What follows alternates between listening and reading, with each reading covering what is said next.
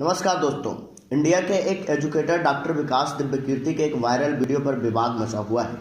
उनके क्लिप को ट्वीट करते हुए वीएचपी विश्व हिंदू परिषद की एक नेता और भारत की एक प्रख्यात कथावाचिका साध्वी प्राची ने कुछ सवाल उठाए थे। उन्होंने कहा कि इन्होंने भारत के हिंदुओं के खिलाफ कुछ जो ये कमेंट किया है ये ठीक नहीं है। सबसे पहले देखिए वो विवादित वायरल वीडियो। को सीता रोगी बोला, शायद पूजा पाठ करनी होगी पहले कुछ।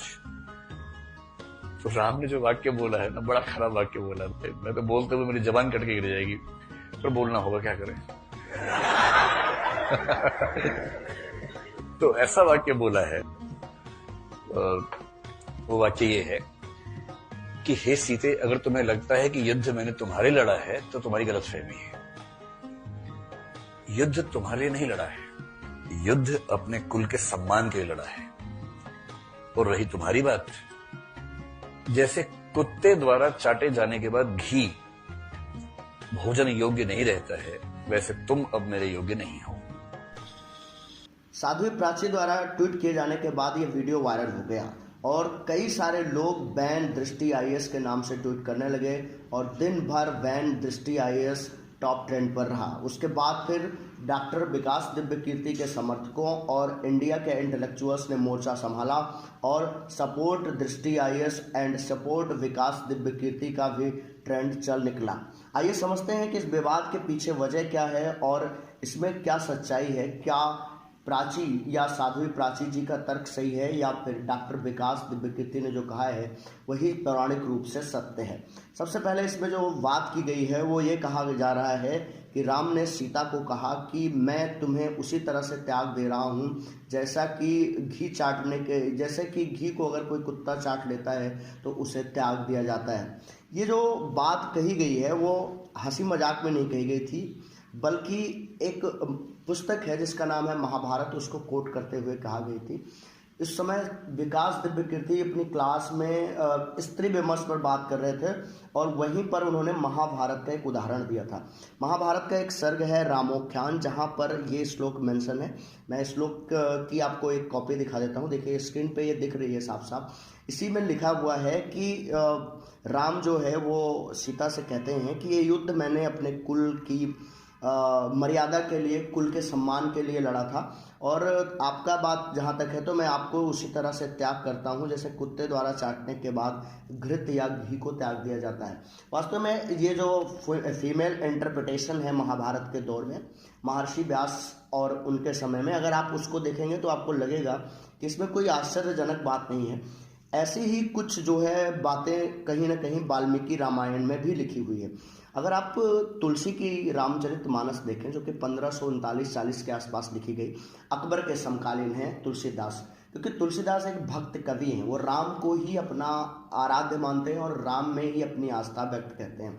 उनकी चौपाइयों में भी साफ साफ ये झलकता है, एक भरोसो एक हित एक आस विश्वास और एक राम घनश्याम हित चातक तुलसीदास। मतलब तुलसी का फुल डेडिकेशन है राम के प्रति। लेकिन जहाँ तक महर्षि वाल्मीकि की बात है तो वाल्मीकि रामायण पहली रामायण है और सबसे पहले लिखी गई, और वाल्मीकि वो व्यक्ति हैं जिन्होंने सीता को आश्रय दे रखा है उनके त्याग के बाद, जब उनको राम ने त्याग दिया। वाल्मीकि भगवान राम के समकालीन माने गए जैसा कि रामायण में इंटरप्रिटेशन है। तो इसलिए वाल्मीकि ने राम के दोष और गुण को बराबरी से लिखा है, जबकि तुलसी ने ऐसा नहीं किया।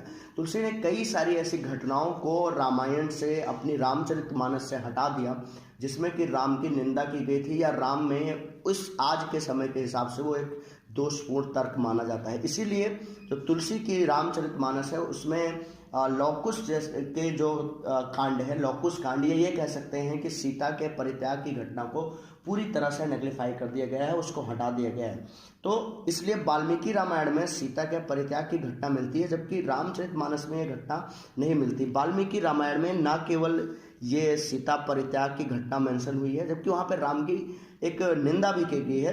उसी के साथ साथ एक घटना है एक शूद्र के वध की। मैंने पिछले एक वीडियो बनाया था और उसमें युग वाइज तबके अधिकार का वर्णन किया था कि सतयुग में केवल ब्राह्मण, त्रेता में ब्राह्मण और क्षत्रिय, द्वापर में ब्राह्मण क्षत्रिय और वैश्य और कलयुग में सभी वर्णों को तप करने का अधिकार है। अब चूंकि त्रेता युग में ब्राह्मण और क्षत्रिय दो ही वर्ग को तप करने का अधिकार है, इसीलिए एक शूद्र जिसका नाम है शंभुक, जब वो तप करने लगता है और उसके वजह से नगर में एक ब्राह्मण पुत्र की डेथ हो जाती है, तो फिर उसको राम उसका वध कर देते हैं। ठीक है, तो इस बात का जिक्र भी वाल्मीकि रामायण में किया गया है। इसी के साथ साथ भवभीत नाम के एक बहुत ही फेमस राइटर हुए हैं भवभूति, उनके उत्तर रामचरित है, उसमें भी शंभुक वध का जिक्र हुआ है।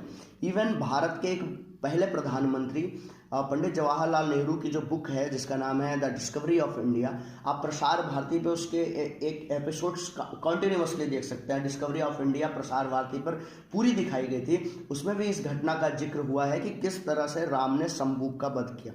वैसे एक बात मैं क्लियरली आपको बताना चाहता हूँ कि इन विवादों के पीछे कोई विकास दिव्य कीर्ति नहीं है, ये एक कोई पुस्तक से ही कोट किया था उन्होंने।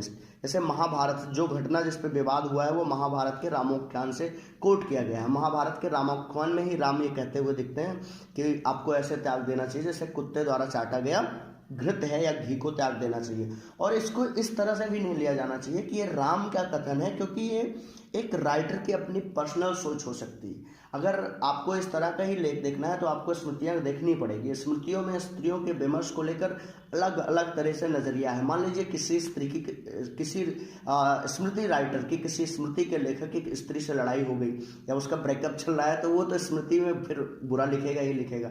अगर किसी को स्त्रियों से अच्छा संबंध है तो वो अच्छा लिखेगा। इसी तरह से ये हमारे जो राइटर्स हैं, इन्होंने अपनी इंटरप्रिटेशन राम के रूप में कई जगह पर की है।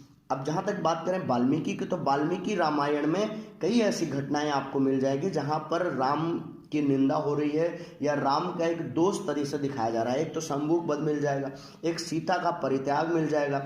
एक जगह पे जहाँ पर एक कौवा है और वो आके सीता को नोच लेता है, काट लेता है, उस घटना को भी वाल्मीकि रामायण ने दूसरे तरह से दिखाया है। जबकि तुलसी के रामायण में चरण में चोंच मारने की बात कही गई, चरण चोंच ऐसे करके तुलसी ने लिखा। तो तुलसी जो रामचरितमानस लिखते हैं वो एक भक्ति के नज़रिए से लिखते हैं, पूरी तरह से वो राम पर ही निवार रहे हैं, राम पर ही उनकी आस्था है, राम पर ही पूरी तरह से वो डिपेंडेंट है, राम को ही सब कुछ मानते हैं। तो एक भक्त के भाव से तुलसी की रामचरित लिखी गई।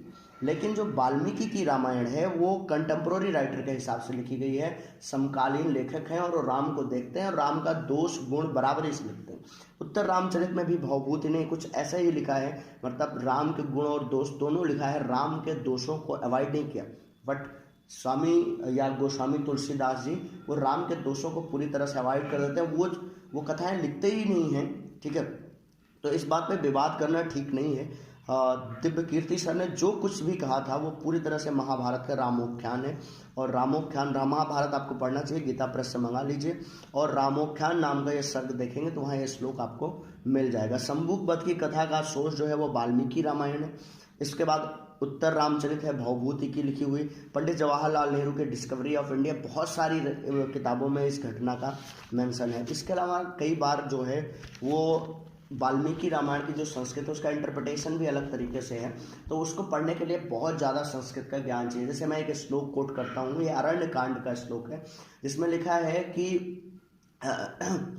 नीलम मेघम आश्रितम विद्युत स्फुरंत प्रतिभांत में और स्फुरंत रावणाशंके वैदेहियु तपस्विनी। फिर से सुनिएगा, नीलम मेघम आश्रितम विद्युत स्फुरंत प्रतिभांत में स्फुरंत रावणाशंके वैदेहियु तपस्विनी। इसका अगर डायरेक्ट अर्थ किया जाए तो ये होता है कि नीले बादलों के बीच चमकती हुई बिजली मुझे उसी प्रकार से प्रतीत होती है जैसे रावण के गोद में तड़पती हुई सीता। लेकिन इसको इंटरप्रेट करने का ये तरीका है नहीं, तो इसको सही से अगर इंटरप्रेट करेंगे तो कहेंगे कि रावण के बंधन में रावण के द्वारा हरण की हुई और अशोक वाटिका में बैठी हुई सीता उसी तरह से तड़प रही होगी जैसे कि नीले बादलों के बीच में बिजली तड़प रही होगी। तो वाल्मीकि की संस्कृत जो है ना वो काफ़ी क्लिष्ट है और उसका भाव भी अलग अलग तरीके से लिया जाना चाहिए और लिया जाता है। तो इसी के साथ आपको क्लियर हो गया होगा कि यह फालतू का विवाद है और ट्विटर और व्हाट्सएप यूनिवर्सिटी के माध्यम से जो ज्ञान फैलाया जाता है वो ठीक नहीं है। बाकी विकास दिव्य कीर्ति को कोट करने के पहले उनको समझने के पहले थोड़ा अध्ययन करने की ज़रूरत है, क्योंकि वो एक एजुकेटर हैं।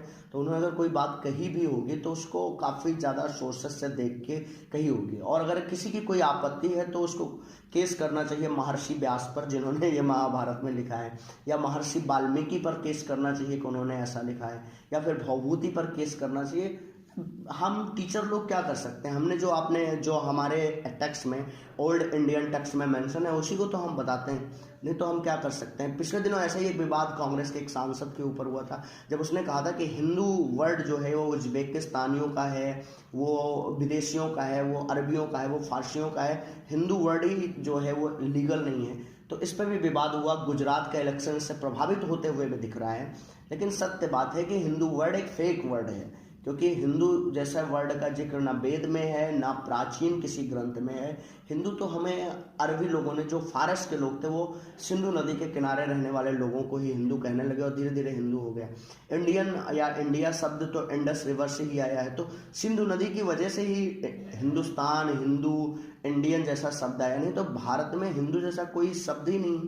तो इस तरह की बातों को अगर आप पढ़ेंगे तभी आपको क्लियर हो पाएगा। इसी के साथ धन्यवाद। जय हिंद, जय भारत।